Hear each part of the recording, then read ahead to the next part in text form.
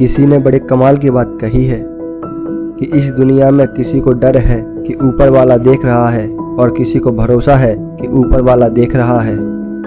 Hello दोस्तों, मेरा नाम है धीरज दीक्षित। आपके लिए एक छोटी सी कहानी। एक कहानी है एक अमीर इंसान की जिसके पास में बहुत सारा पैसा था, लेकिन वो ऊपर वाले को मानता था, ज़मीन से जुड़ा हुआ था। बार बार ऊपर वाले को धन्यवाद करता था इस ज़िंदगी के लिए, हर पल के लिए, हर श्वास के लिए।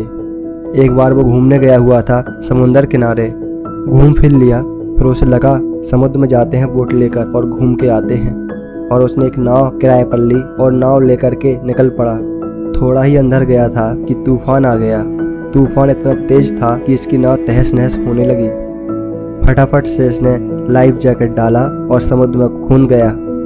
तैरता रहा और कुछ घंटों के बाद एक टापू पर पहुंचा। जब वहां पहुंचा तो सबसे पहले उसने आसमान की ओर देखा और ऊपर वाले को धन्यवाद किया और कहा कि आपने मेरी ज़िंदगी बचा ली, वरना उस तूफान में तो आज ख़त्म हो जाता। अब आपने ही बचाया है तो आप ही मुझे आगे का रास्ता दिखाएंगे, मुझे पूरा भरोसा है। अब इसके पास और कोई रास्ता नहीं था, चारों तरफ पानी था, इसलिए वह उसी टापू पर रहने लगा। इसे भूख लगने लगी तो इसने उस टापू पर ढूंढा। बहुत सारे पेड़ लगे हुए थे तो इसे कुछ फल मिल गए तो इसने फल खा लिए। यही इसका रूटीन हो गया। 10-15 दिन तक वहाँ रुका हुआ था। रोजाना ऊपर वाले से प्रार्थना करता था कि किसी को भेज दो मेरी मदद के लिए, मुझे यहाँ से ले जाने के लिए। मुझे भरोसा है कि आप भेजोगे। इसे खुद पर से भरोसा उठ रहा था, लेकिन इसे ऊपर वाले पर पूरा भरोसा था कि ऊपर वाला कुछ न कुछ मदद जरूर भेजेगा।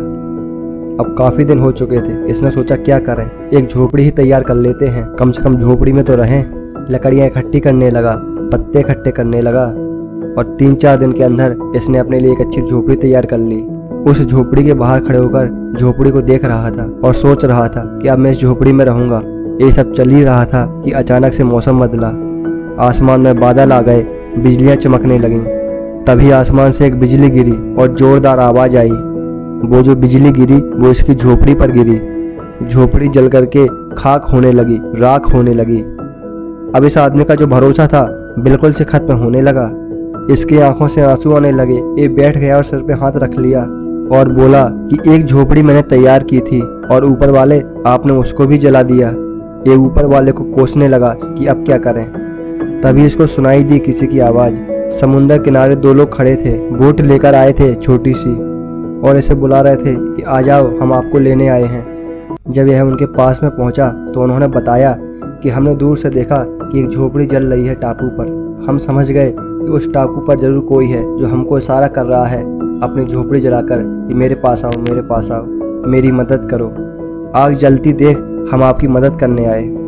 जहां उन लोगों ने ये कहा, इस अमीर आदमी ने एक बार फिर ऊपर देखकर ऊपर वाले को अपनी जान के लिए शुक्रिया अदा किया और माफ़ी मांगने लगा। माफ़ करना भगवान, मुझे लगा कि आपने मेरी झोपड़ी जला दी, लेकिन आपने झोपड़ी तो मेरे लिए ही जलाई थी, मुझे बचाने के लिए ही जलाई थी, ताकि किसी को इशारा मिल जाए कि उसे यहाँ आना है मेरी जान बचाने के लिए। आपने झोपड़ी इसलिए जलाई कि मेरी जान बच सके और मुझे आगे का रास्ता मिल सके। मैं पागल था, मूर्ख था जो आपको कोसने लगा था। आपने तो मेरा अभी भी साथ नहीं छोड़ा है। आप हमेशा मेरा साथ देते रहना। यह एक छोटी सी कहानी, लेकिन यह कहानी बहुत बड़ी बात सिखाती है, खास करके उन लोगों के लिए जिनको लगता है कि ऊपर वाला उनके साथ नहीं है, उनका साथ नहीं दे रहा है। भरोसा रखिए, वो आपका साथ जरूर देगा, वो हमेशा आपके साथ है। बस यही इस कहानी के माध्यम से आपसे कहना चाहता था कि ऊपर वाले पर भरोसा बनाए रखना, वो आपका साथ कभी नहीं छोड़ते।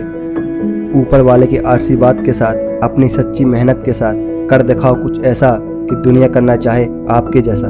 दोस्तों, अगर आपको हमारी वीडियो अच्छी लगती है तो कमेंट करके बताइए, और अगर आपने अभी तक सब्सक्राइब नहीं किया है तो सब्सक्राइब कर लीजिए।